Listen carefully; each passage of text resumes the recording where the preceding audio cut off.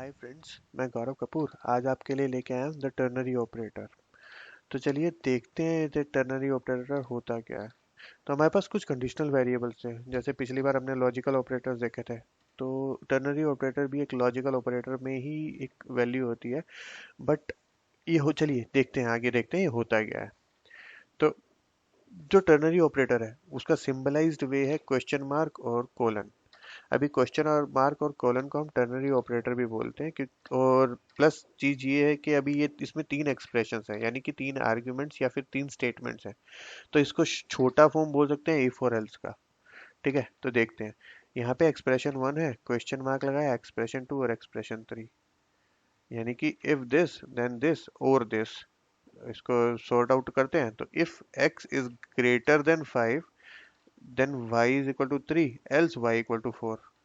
और हम इसको यहाँ पे इस तरह से भी लिख सकते हैं कि y इक्वल टू मतलब y में असाइन होगा। अब अंदर ये टर्नरी ऑपरेटर यूज कर लिया, x अगर बड़ा है 5 से तो y की वैल्यू होगी 3, वरना y की वैल्यू होगी 4, क्योंकि ये जो ब्रैकेट्स है ना ये रिजॉल्व आउट करके इसको बाहर छोड़ेंगे। तो जो भी y के अंदर है वो असाइन होगा 3 या 4, डिपेंड करता है इस चीज पे।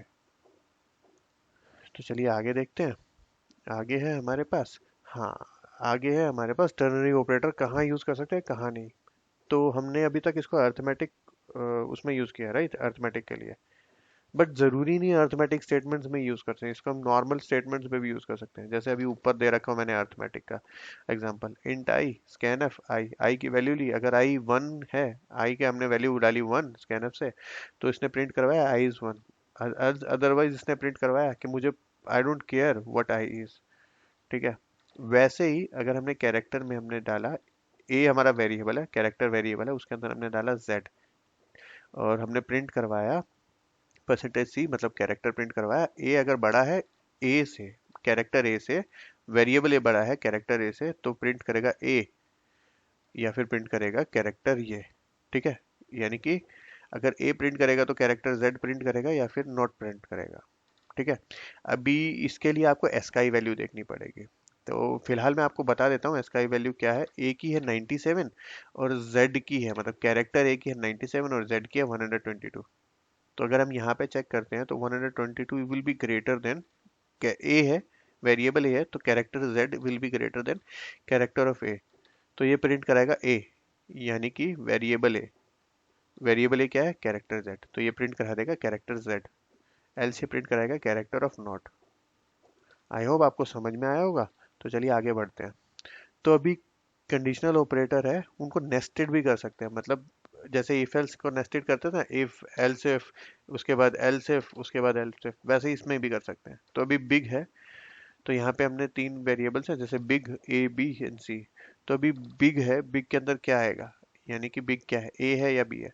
तो हमने ये देखा कि A is greater than B और लगा दिया क्वेश्चन मार्क। अभी हम ये है if A is greater than B, then क्या आएगा। अभी इसके अंदर दोबारा से if condition, if A is greater than C, then क्या आएगा 3 या 4। और ये और कंडीशन, और if B is greater than C, then ये आएगा या ये आएगा, राइट।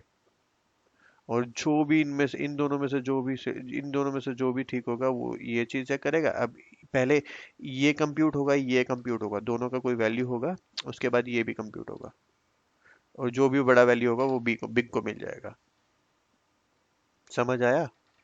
इसको ट्राई कीजिएगा, प्रोग्राम बनाइएगा, बिल्कुल सेम कर लीजिएगा, कॉपी पेस्ट करके एक बार चेक कर लीजिएगा, देखिएगा इफ एल्स के, और इसको इफ एल्स में भी एक बार ट्राई कीजिए। चलिए अभी समझने के लिए क्वेश्चन भी कर लेते हैं। अच्छा, अभी हमारे पास एक क्वेश्चन है, A is greater than B, then question mark, then G equal to A and G equal to B. जैसा हमने फर्स्ट में देखा था ना, if X is greater than 1 then Y equal to 3 else Y equal to 4। ठीक है, तो अभी क्या है इसमें, इसमें कैसे होगा, मतलब क्या ये ऐसे ही होगा कि ए ग्रेटर देन बी है तो हमारा ये होगा एल सी ये होगा। सोचिए सोचिए, थोड़ा पॉज लीजिए और सोचिए। आई होप आपने पॉज लेने के बाद सोचा होगा। चलिए इसका आंसर देखते हैं। ठीक है, अब इसका आंसर है कि ये एरर देगा हमें। अब एरर क्यों देगा, सबसे पहले तो हमें एल वैल्यू चाहिए, मतलब लेफ्ट में जो भी वैल्यू होगी वो चाहिए होगी। ठीक है, अभी क्या प्रॉब्लम है, जो हमारे पास ये है, पैरेंथेसिस है। जो ये वाला पार्ट है, इस पार्ट के अंदर इसको पैरेंथेसिस में डालना पड़ेगा, जी इक्वल टू बी में।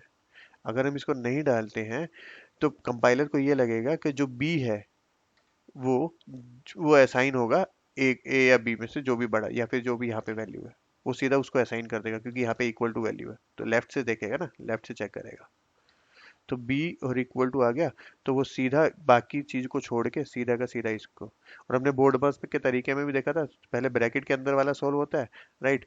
तो हमने इसको सॉल्व करने के लिए हमारे पास एक ही तरीका है, इसको डाल दिया ब्रैकेट्स के अंदर या पैरेंथेसिस के अंदर, ठीक है, एल्स एरर आएगी।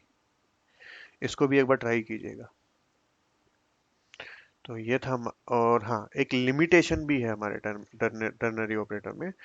वो ये है कि जनरली ऐसा नहीं होता कि जब हम क्वेश्चन मार्क यूज करते हैं, तो आपने देखा होगा जब हम क्वेश्चन मार्क को यूज किया तो आपने देखा कि हमारे पास ये सिंबल हमें यूज करना पड़ता है, राइट।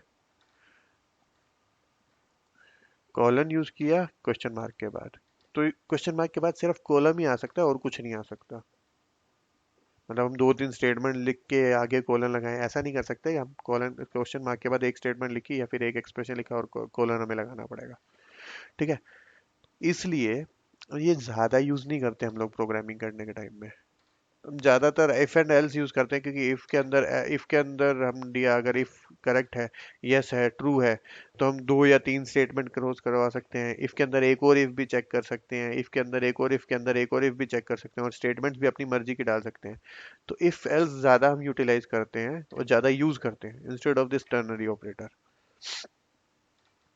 तो आज के वीडियो में हमने कोई प्रोग्राम नहीं किया, पर मैंने आपको बोला है कि प्रोग्राम एक बार ट्राई कीजिएगा जो मैंने आपको बताया था। तो ये दोस्तों, ये था हमारा टर्नरी ऑपरेटर। और अगर आपको ये वीडियो पसंद आया हो तो प्लीज़ शेयर कीजिए, लाइक कीजिए और सब्सक्राइब कीजिए। साथ ही अगर आप और कुछ जानना चाहते हैं तो आप मुझे नीचे कमेंट्स में भी दे सकते हैं। और अगर आपको कोई प्रॉब्लम होती है तो आप मुझे कांटेक्ट कर सकते हैं। तो आज के लिए बस इतना ही। चलिए मिलते हैं नेक्स्ट वीडियो में। Bye bye, take care, have a nice day.